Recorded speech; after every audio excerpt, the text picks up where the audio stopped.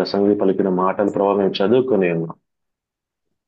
మరి చక్కగా దాన్ని వివరించడానికి అయ్యా శక్తి చాలని వాడను, ఎన్నిక లేని వాడను అయినప్పటికీ నీ మహాకృప చేత నన్ను నిలువబెట్టి నీ మాటలు వివరించడానికి మీరు ఇచ్చిన కృపకే వందనాలు చెల్లిస్తూ వాక్యమైన దేవ, వాక్యం మీది మాట్లాడిన వారు మీరై ఉంటుండగా నీ వాక్యం రెండంచెల వాటికి ఖడ్గమై ఉంటుండగా సూటిగా తేటగా మాతో మాట్లాడి మహిమ పొందు మా రక్షకుడును మా ప్రభు అయిన యేసుక్రీస్తు అమూల్యమైన నామములో ప్రార్థించి అడిగి వేడుకొంచున్నాము తండ్రి.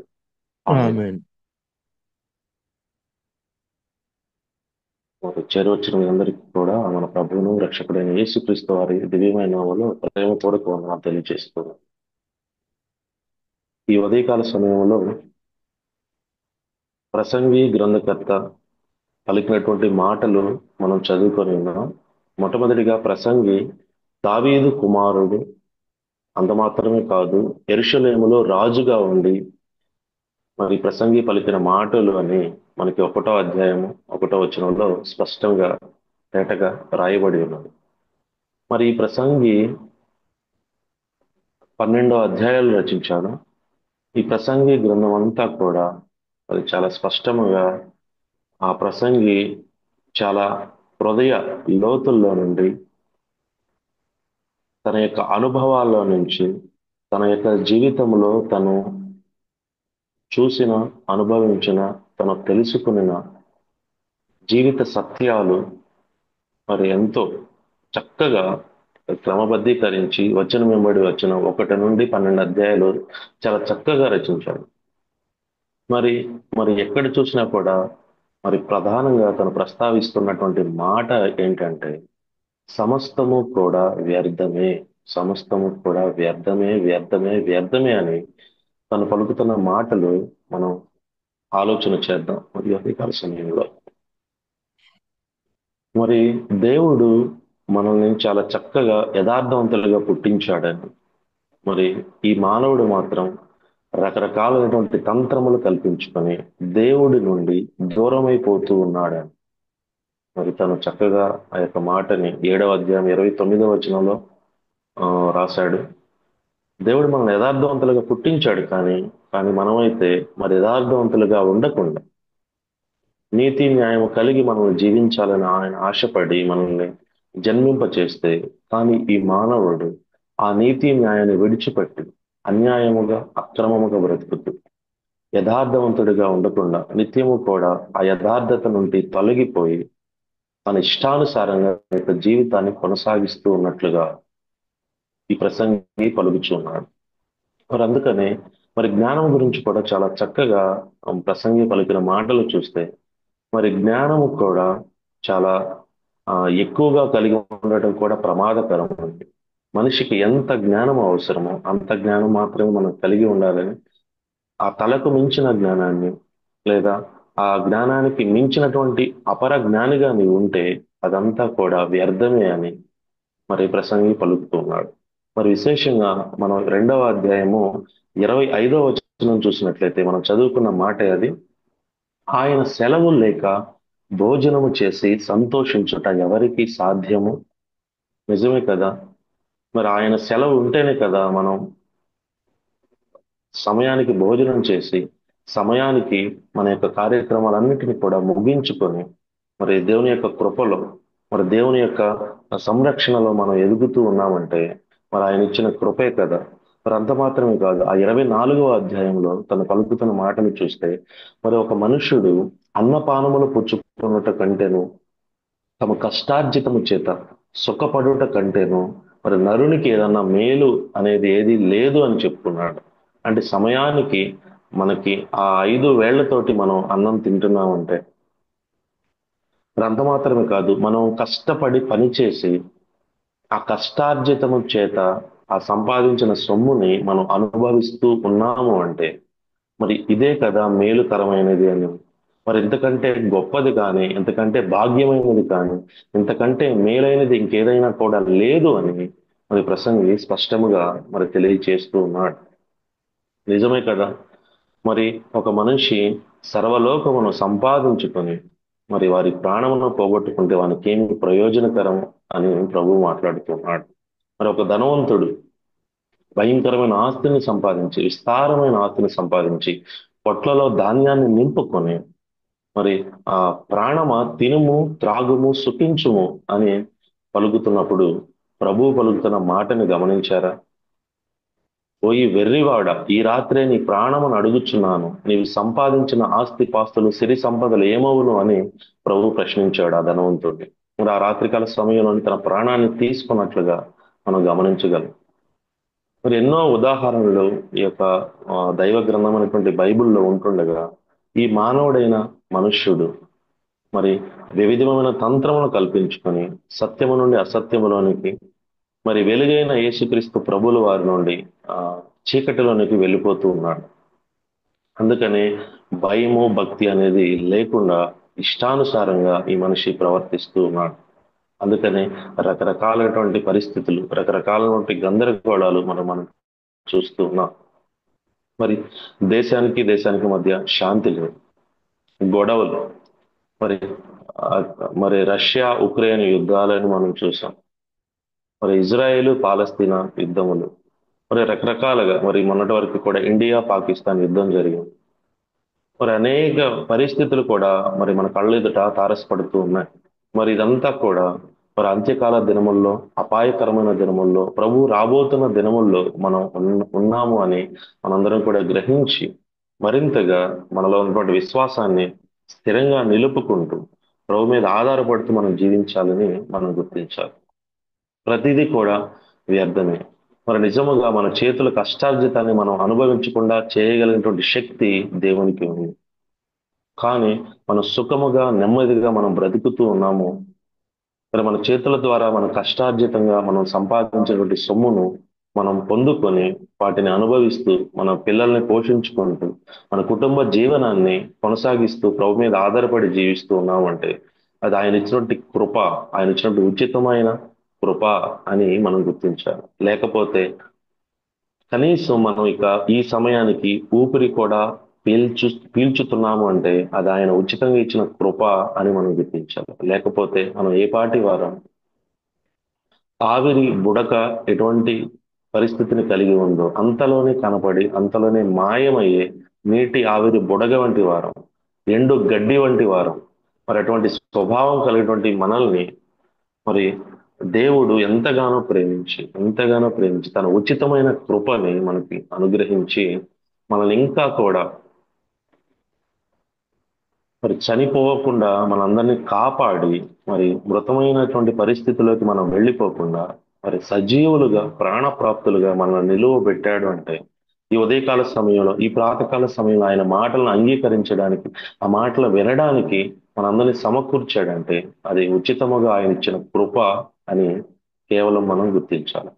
మరి మరొక మాటను చూసినట్లయితే 5వ అధ్యాయము 18, 19 వచనాల్లో కూడా మరి ప్రసంగి పలుకుతున్న మాటలు మనం గమనించినట్లయితే ప్రసంగి 5:18 మరియు కోరదగినది గాను చూడ ముచ్చట అయినది గాను నాకు కనబడినది ఏదనగా దేవుడు తనకు నియమించిన ఆయుష్కాల దినములన్నీ ఒకడు అన్నపానములు పుచ్చుకొనుచు తన కష్టార్జితమంతటి వలన క్షేమముగా బ్రతుకుచుండటయే.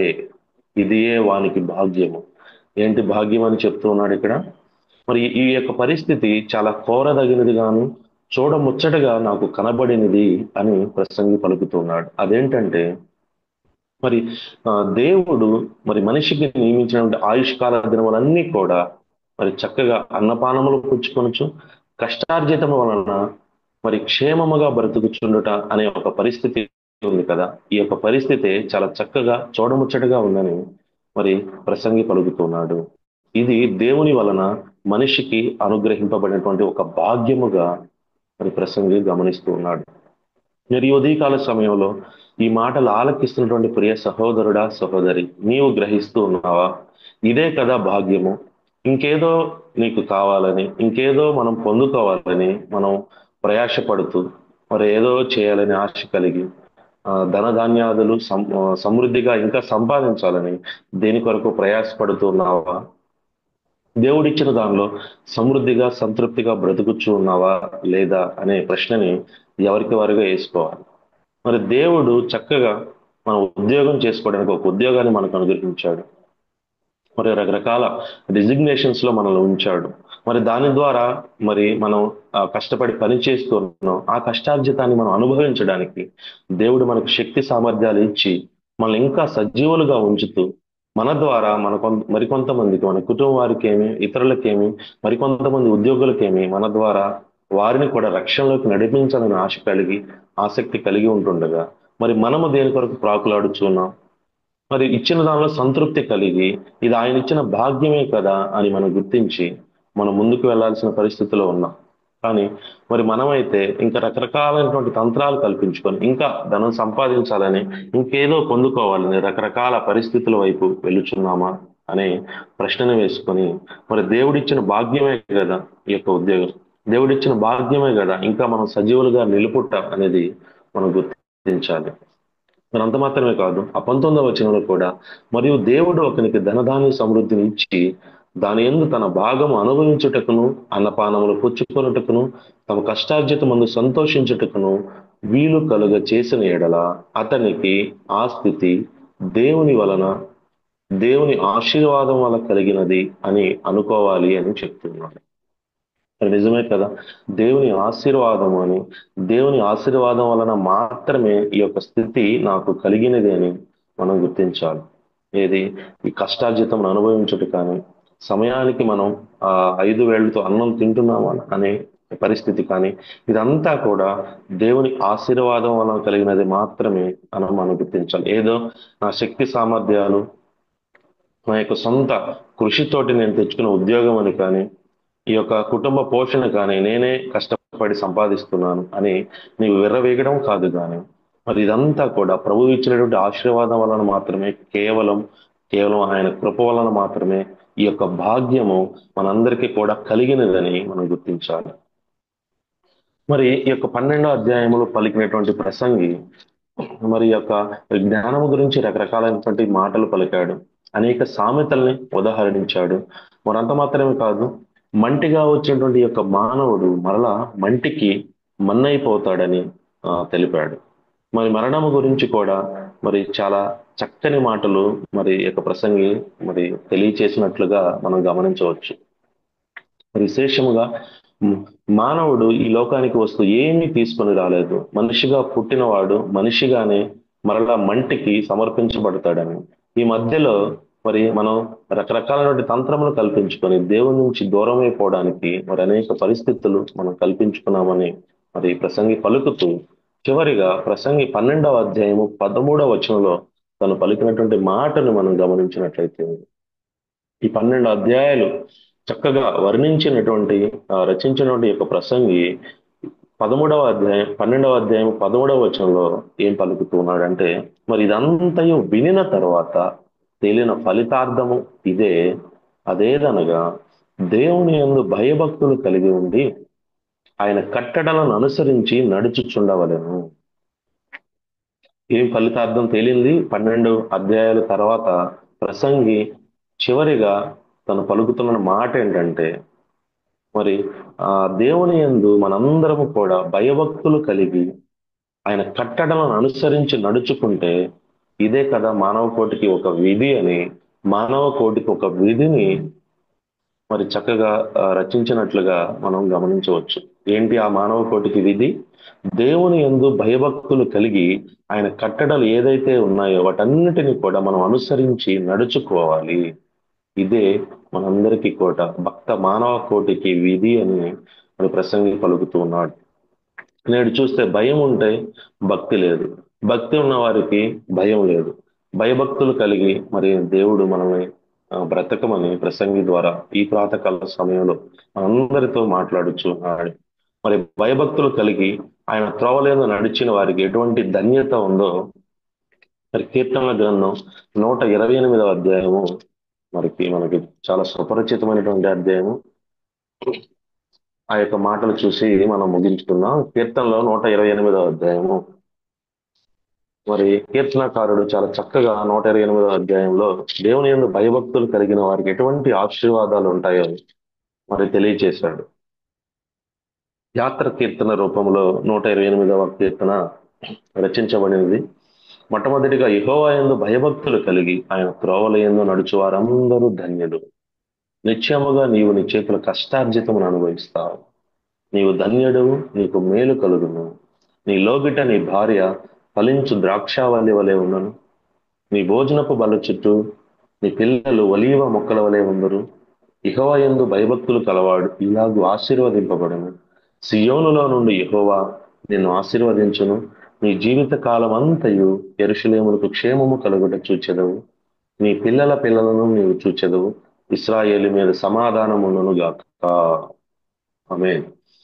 మరి కీర్తనకారుడు 128వ కీర్తన ద్వారా మనందరినీ కూడా ఒక భయభక్తులు కలిగిన జీవితం ఉంటే, క్రైస్తవ జీవితం ఒక భయభక్తులు కలిగిన జీవితంగా ఉంటే ఎటువంటి ధన్యతలు మన కుటుంబాల మీదకి, మన బిడ్డల మీదకి, మన బిడ్డల బిడ్డల మీదకి వస్తాయో మరి చాలా చక్కగా మరి రచించాడు. యజమానుడిగా ఉన్నటువంటి నీకు మరి యజమానురాలైనటువంటి నీ భార్య మరి ఫలించు ద్రాక్షావల్లి వలె ఉంటుంది.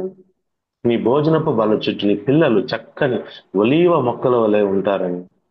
అంత మాత్రమే కాదు, నీ పిల్లల పిల్లల్ని చూస్తావు నువ్వు.